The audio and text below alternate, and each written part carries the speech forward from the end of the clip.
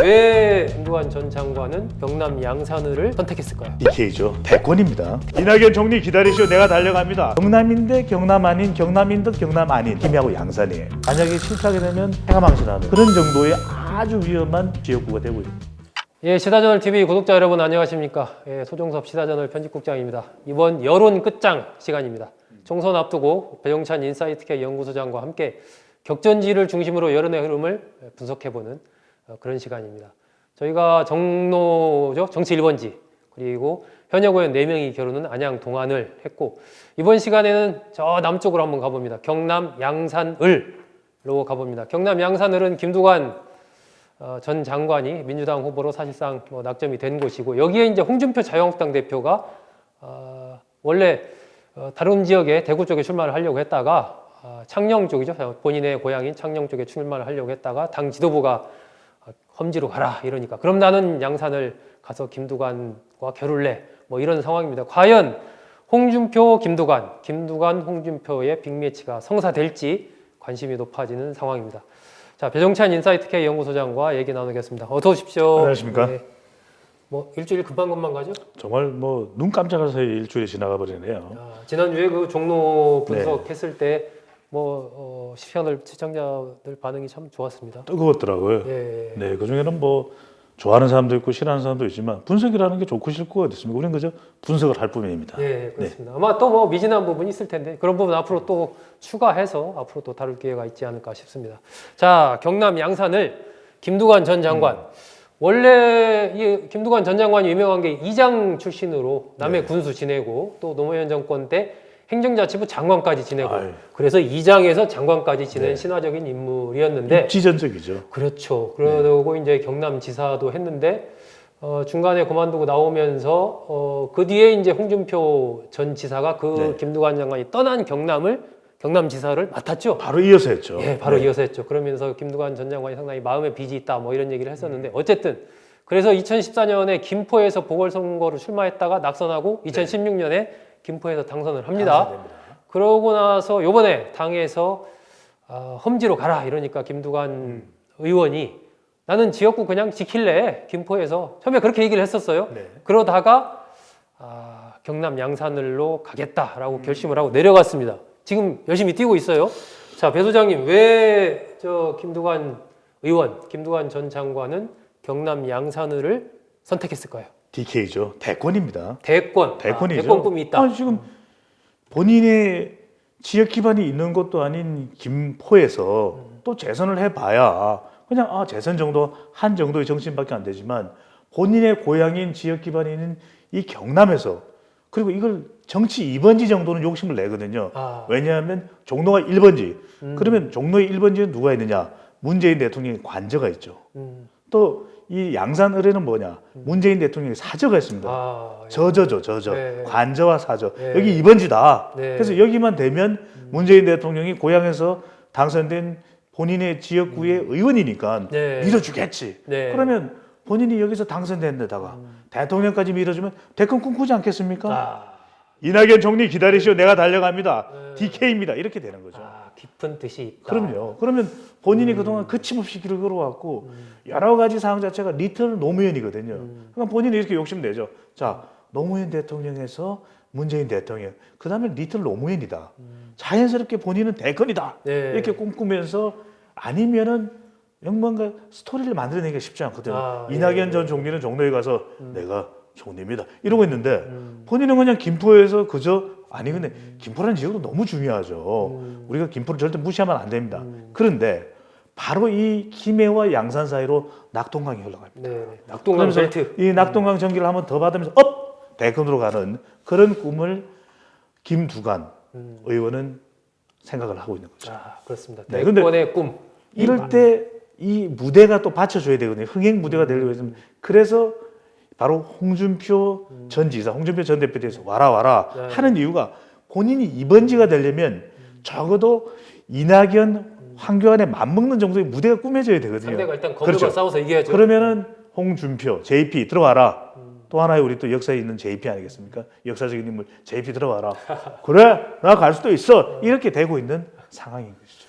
김두관 전 장관은 아까 말씀드린 대로 마을 이장에서 장관, 지사를 지냈기 때문에 신화적인 인물이고 별명이 리틀 노무현이고 뭐 대권에도 많이 이제 도전을 하는 그런 인물이었는데 어쨌든 경남지사 물러나고 나서 김포로 오고 이러이러한 과정에서 정치적으로 비중이 과거보다 많이 좀 하락한 것이 사실입니다. 아마 이번 기회로 배 소장 얘기대로 다시 한번 대권의 꿈을 꾸지 않을까 예상이 됩니다. 지금 본다면 뭐 경남의 이른바 친문 적자라고 하던 김경수 지사는 여러 가지 드루킹 사건 때문에 어려움을 겪고 있고 조국 전 장관도 뭐 지금 굉장히 어려움을 겪고 있습니다. 결국 이 PK를 대표하는 정치인이 누구냐?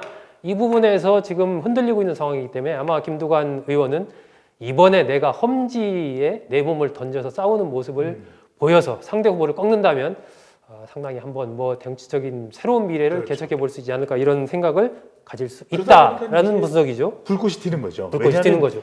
김두관 의원이 가는 또 하나의 이유는 이 불경이 지금 무너지고 있거든요. 왜냐하면 낙동강 벨트가 2016년에 만들어졌고 2017년 대통령 선거에서는 문재인 후보가 부산에서 가장 많은 득표를 했었고 경남만 졌지만 울산도 더 많이 득표를 했을 정도였던 것이 바로 그 당시의 분위기였는데 그리고 2018년 지방선거 때는 어떻습니까?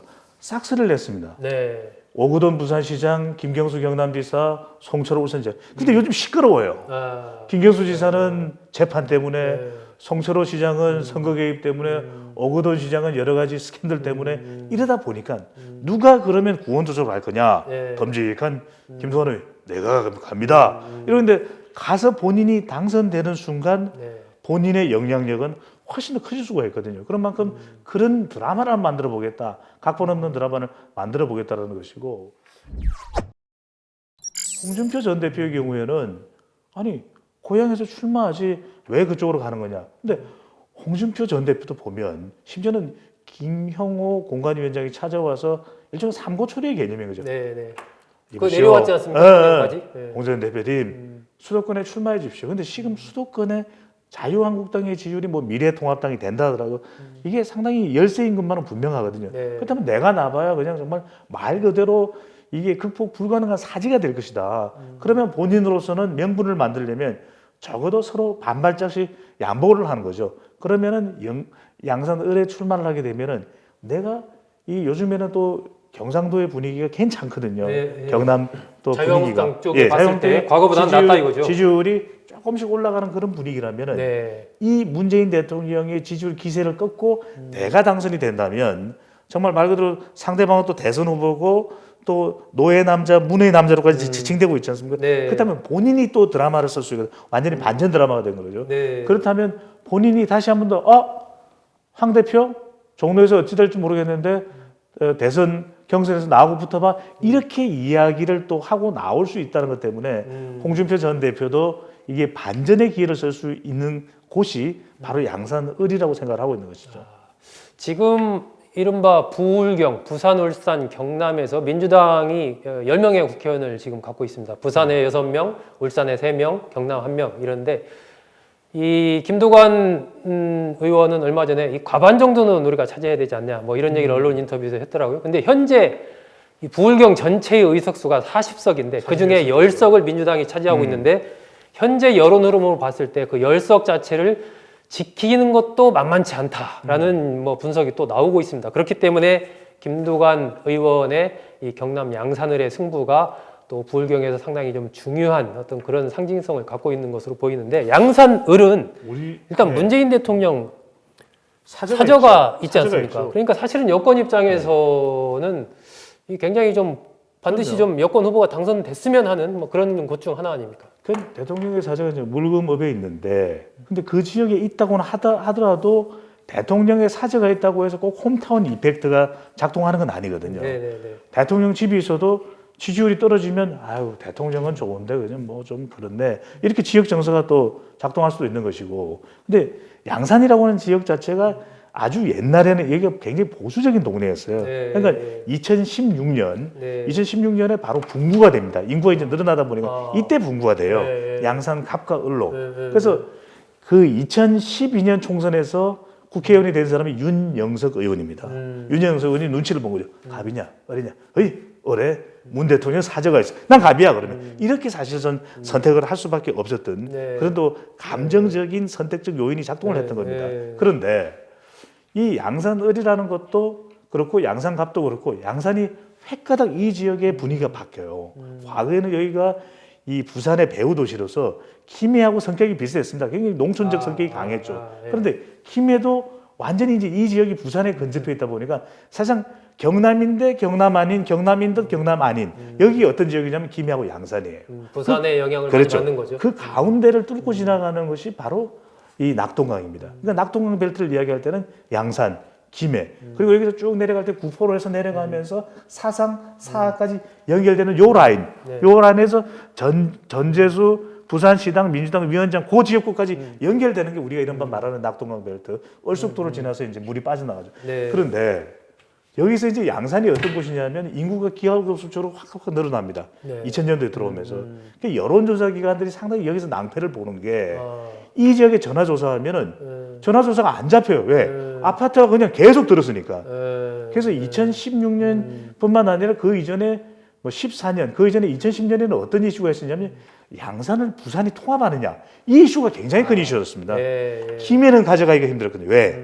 김해는 경남 도민들의 이 일종의 정신적인 그이가 주춧돌 비슷해요. 기둥이에요. 네. 왜? 김해 김씨 아시잖아요. 예. 이 김수로왕 아시잖아요. 그걸 부산에 그렇죠. 이걸 줄 있을 수는 수가 없는 없다. 거죠. 그런데 양산은 여러 가지 논란들이 양산됐습니다. 자, 부산으로 가져가느냐, 또 나누느냐, 네. 또 대통령의 또 사저가 와 있죠. 네. 또 부산대 병원이 또 양산에 와 있죠. 뭐 등등등 이슈가 너무 많았던 겁니다. 그러면서 이 양산에 이제 젊은 세대들이 확 들어오거든요. 그러니까 네. 부산까지 가기는 힘든데 네. 양산이 또 배후 도시로 계획 도시가 되니까 이 양주동 일대가 집중적으로 개발이 됩니다. 네. 그러면서 양산을은 기존의 웅산업에 다 포함이 됐던 거죠. 그 뒤에 이제 계속 법정동이니 행정동이 나눴단 말이에요. 근데 양주동의 인구 때문에 일부만 가져왔습니다. 그러다 보니까 이 지역이 판세를 알 수가 없는 거예요. 그래서 지난 2016년 이곳이 나누어지면서 윤영석 의원은 여러 가지 판단이 있었습니다. 대통령 사저도 있다. 내가 어디로 가야 될까? 난 좀 젊은 세대를 대변할까? 어쩌고저쩌고 하다가 이제 선택을 하게 됐는데 양산을은 그래서 박이 터졌던 거예요. 네. 근데 여기가 2016년 선거에서 어떻게 됐냐? 자, 2016년이니까 새누리당의 이장권 후보, 네. 그 다음에 우여곡절 끝에 공천을 받아요. 네. 그 다음에 이 지역은 또 서영수가 누굽니까? 네. 문 대통령이 좋아했어요. 네. 그러니까 새정치민주연합에서 문재인 대통령이 형수예요. 이랬던 사람이 서영수입니다. 네. 그러면서 이 사람이 본인의 또 대통령의 사저가 있는 곳이기 때문에 서영수에 대해서 굉장히 대통령이 또 애지중지했던.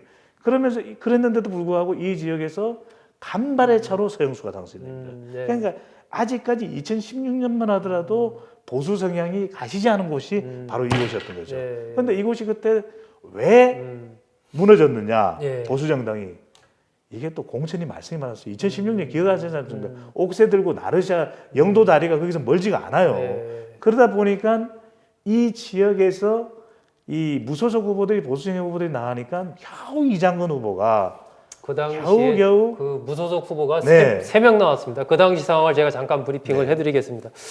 2016년 20대 국회의원 선거가 경남 양산을 지역에 선거인 수가 한 12만 1,860명이었습니다. 선거인 숫자가.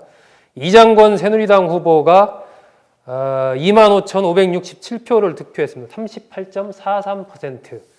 서영수 민주당 후보는 26,829표, 40.33%. 몇 퍼센트 차이죠? 1.9% 차이로 민주당의 서영수 후보가 승리를 했습니다. 당시에 무소속 후보가 3명이 나왔었죠. 그런데 2018년 지방선거가 또 양산시장 지방선거가 있었지 않습니까? 여기서는 민주당 후보와 이 자유한국당 후보 간의 표차가 더 벌어집니다. 민주당에서는 김일권 후보가 지금 현재 양산시장입니다.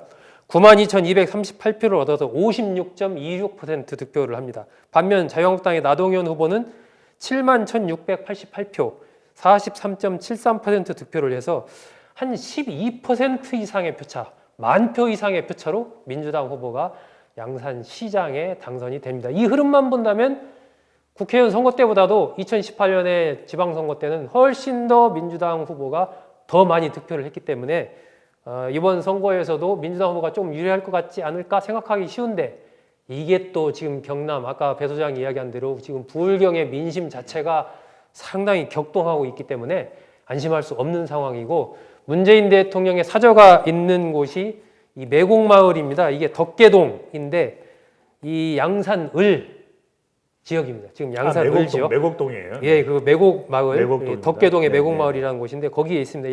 양산을은 이제 양주동, 서창동 뭐 이런 쪽이 양산을이고 양산갑은 이제 물금읍이라든지 뭐 그쪽이 양산갑인데 그렇죠. 우리가 지금 주로 얘기하고 있는 것은 양산을 문재인 대통령의 사저가 있는 이곳을 중심으로 얘기를 하고 있습니다. 뭐 이런 식으로 조금 표차가 네. 그 민주당세가 좀 더 강해지는 것 같은 것이 지난 지방선거까지였는데 사실은 지금은 또 이게 안심할 수가 없는 것이 제가 아까 이제 부산 지역의 대표적인 언론 하면 뭐 부산일보 국제신문 그렇죠. 아니겠습니까? 예, 그쪽에 좀 사전 취재를 해보니까 지역이 어떻습니까? 그랬더니 그 양산이라는 곳이 아까 배 소장이 설명한 대로 부산, 울산 그렇죠. 예, 양쪽에서 다 이제 젊은이들이 네. 뭐 거리가 멀지 않다 보니까 그러니까요. 거기 좀 살고 또 최근에 이제 신도시 이런 것들이 조성되면서 굉장히 이제 젊은 층들이 늘어난 뭐 그런 지역이긴 한데 민심이 상당히 격동하고 있다. 또 과거에 농촌도 있는 도농 복합 네. 지역이다. 뭐 이렇게 좀 얘기를 하더라고요. 그러니까 이 지역이 예측이 참 쉽지가 않은 것이 네. 왜냐하면 시시각각 이 지역에서의 정치 지형이 바뀌고 있거든요. 그러니까 네. 말씀하셨던 대로 지난 이 총선 때 4년여 전에 양산을 같은 경우에는 아주 여기는 보수와 또 진보적인 성향이 뒤섞여 있었어요. 네. 그리고 후보들도 이게 분구가 되다 보니까 다들 자리를 제대로 못 잡았단 말이에요. 그렇죠. 어떻게 근데 보면 무소속까지 포함하면 그럼요. 약간 보수세가 그때는 더 강했다라고 볼 근데 수도 있어요. 대통령 선거 때만 보면은 이 지역이 문재인 대통령이 40% 이상 득표를 했습니다. 네. 양산을에서. 그리고 홍준표 전 대표는 본인이 이번에 또 출마하면은 그때에 본인을 찍었던 사람들도 있는 거 아니에요. 네. 만약에 출마를 한다면. 그런데 홍준표 전 대표는 30% 이상을 넘기지를 못했습니다. 이 양산을에서. 그런데 이것이 2018년으로 한번 가봐봐요. 이제는 문재인 현직 대통령입니다. 지방선거 때 몇 가지 이유가 있는데 이거는 이제 양산을이 아니라 양산가불이 다 합쳐진 거죠. 양산시장 선거를 하는데 이 나동현 후보가 누구냐면 2010년에도 시장이 됐던 사람이에요. 시장을 그러니까 하는 사람이죠. 인지도가 뭐 있을 대로 인지도가 있는데 이 김일건 민주당 후보는 이 김일건 후보는 야구 선수 김일건 아니에요. 그러니까 대통령의 지지율이 워낙 높은데 앞서까도 말씀드렸지만 신도시가 있는 지역이 이 양산의 부산 쪽에 인접해 있는 이 양주동이에요. 근데 면적은 넓잖아. 우리 가보면은 업이나 면은 넓어요. 근데 동은 좁아. 그런데 그 안에 막 대단지 아파트가 들어서는데 인구는 많아요. 그러니까 이 양산이 어떤 곳이냐면 이렇게 생각하시면 돼요. 양산이 어떤 곳이냐면 서울의 강남이 부산 같은 곳이면은 바로 분당 같은 곳이에요. 네. 그러니까 입지가 너무 좋아. 그러니까 네. 이제 부산에 신세계백화점을 간다, 부산에 해운대를 간다, 언제든지 갈 수가 있는 거예요. 그러다 보니까 양산이라고 하는 지역이 젊은 세대들이 아파트 가격은 상대적으로 가성비가 있기 때문에 이쪽으로 몰려드는 거거든요. 근데 지방선거 때 대통령 지지율 높았죠. 젊은 세대 인구가 많았죠. 그러다 보니까 이제 김일건 민주당 후보가 이제 시장 후보 당선이 됐습니다. 네. 그때는 정말 이제 민주당이 잘 나간 거예요. 네. 자, 그런데 2019년 이제 2020년입니다. 이 한 2년여 가까운 시간 동안에 이 지역에서 대통령 지지율이 또 내려간 겁니다.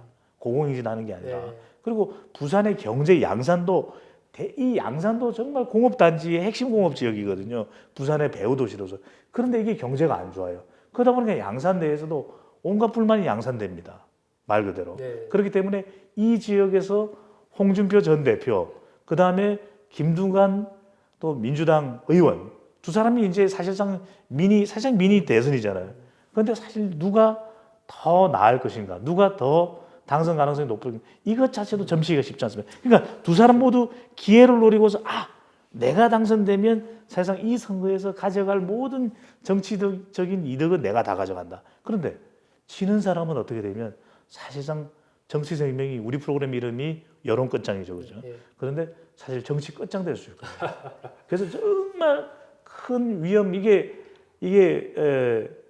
정말 고위험 고수익.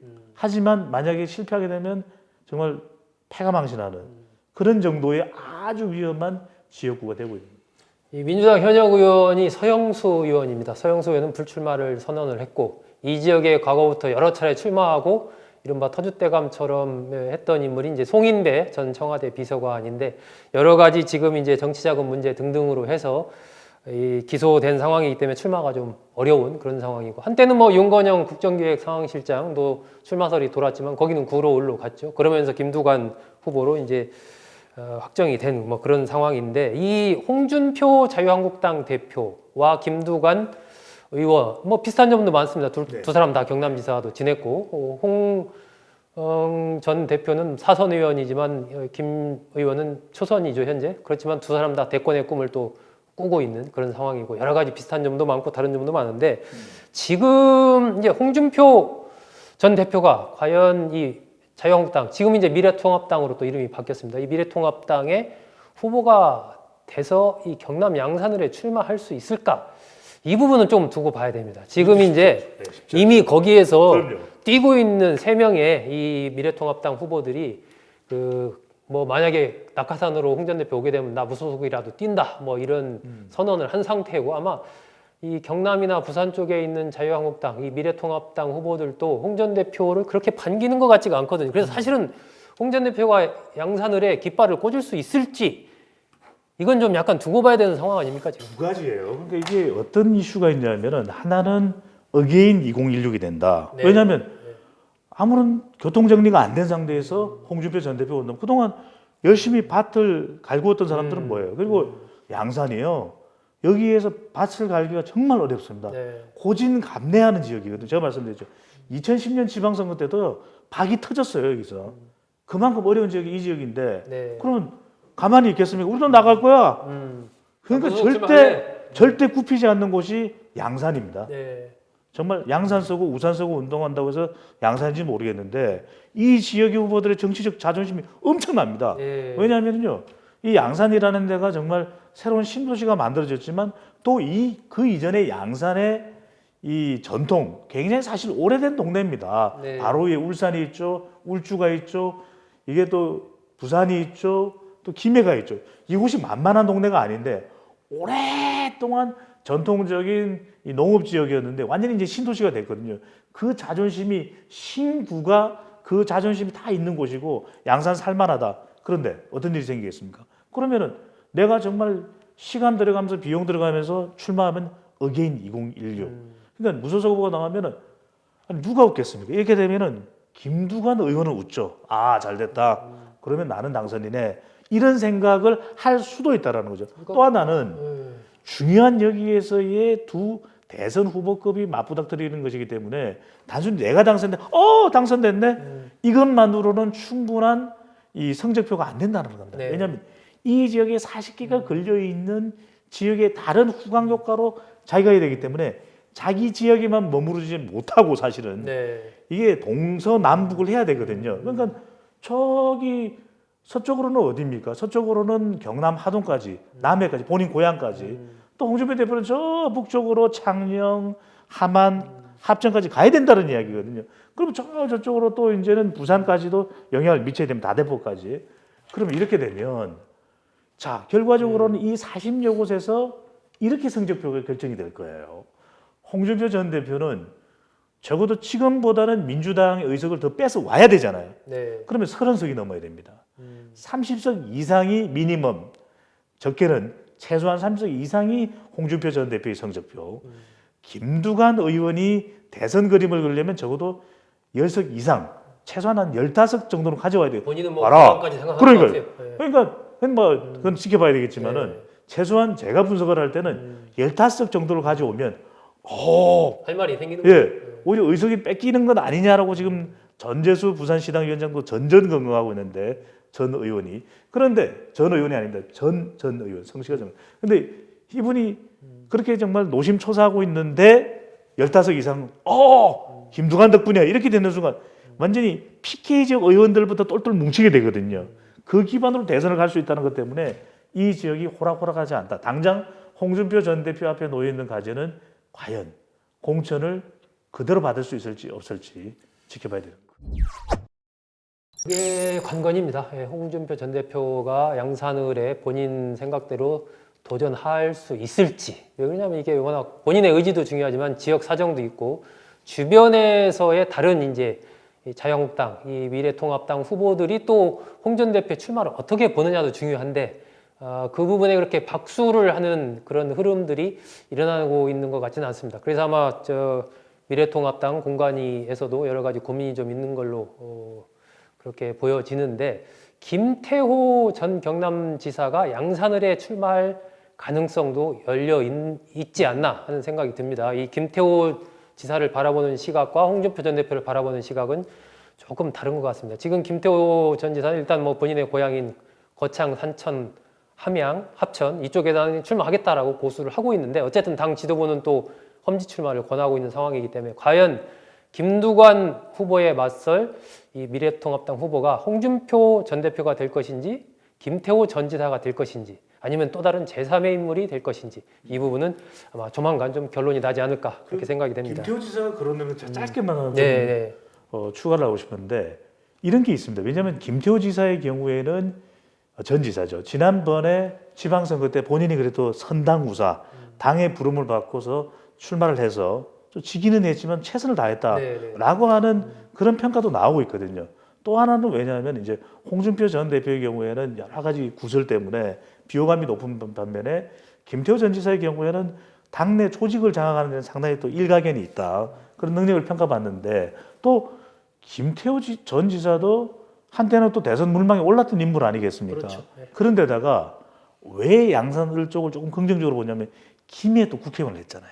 그렇죠. 본인이 지사를 마무리하고 난 이후에 또 총리 여러 가지 또 그 잘 풀리지 않았던 사안 있고 난 이후에 또 당에서의 또 하나의 또 본인의 도전으로 김해에 출마를 해서 당선이 됐었거든요. 그때 이긴 사람이 누굽니까? 또 이제 그 이후에 경남지사 선거를 할 때 김경수 지사하고도 후보하고도 맞붙었거든요. 뭐 이런저런 것들, 김해에서 맞붙었었죠. 이런 것 저런 것들 때문에 이 김태호 지사에 대한 이 경쟁력, 정치적 능력 이런 걸 또 인정하는 분위기가 또 감안될 수도 있는 거죠. 그러니까 이쪽은 참 누가 되든 참 재밌을 건데 만약에 김태호 전 지사가 이 미래통합당의 후보가 되면 또 김두관 후보도 똑같이 두 사람 경남지사 지냈고 또 두 사람 다 워낙 스킨십이 좋고 인지도가 높은 인물들이기 때문에 아마 양산을 또 재밌는 흥미로운 지역구가 되지 않을까 생각이 됩니다.